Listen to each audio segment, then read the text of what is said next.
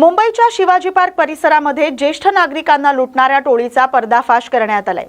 ज्येष्ठ नागरिकांची मालिश करण्याच्या बहाण्याने ही टोळी घरामध्ये घुसायची आणि घरफोडी करायची।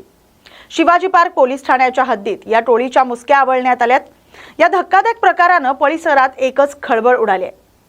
मुंबईतील सुरक्षित मानल्या जाणाऱ्या शिवाजी पार्क परिसरात ज्येष्ठ नागरिकांना लक्ष्य करणाऱ्या एका टोळीचा पर्दाफाश करण्यात स्थानिक पोलिसांना यश आले। मालिश करण्याच्या बहाण्याने घरात शिरून वृद्धांना डांबून ठेवून लुटमार करणाऱ्या या टोळीच्या मुसक्या आवळण्यात आल्यात। या घटनेमुळे परिसरात एकच खळबळ उडाली। आरोपींची कार्यपद्धती अत्यंत नियोजित होती।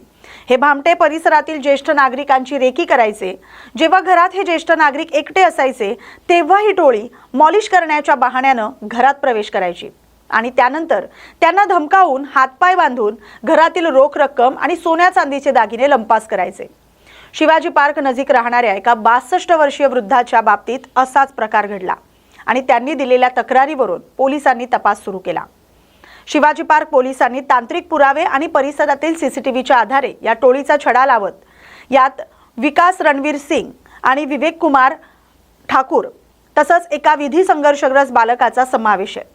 या टोळीने शहरातील इतर भागातही अशा प्रकारे गुन्हे केलेत का असा संशय पोलिसांना आहे आणि त्या संदर्भात पोलीस अधिक तपास करतायत। यामागे आणखी कोणी मोठे सूत्रधार आहेत का याचाही शोध घेतला जातोय। मात्र ज्येष्ठ नागरिकांनी अनोळखी व्यक्तींना घरात घेताना सतर्कता बाळगावी असं आवाहन पोलिसांनी केलंय।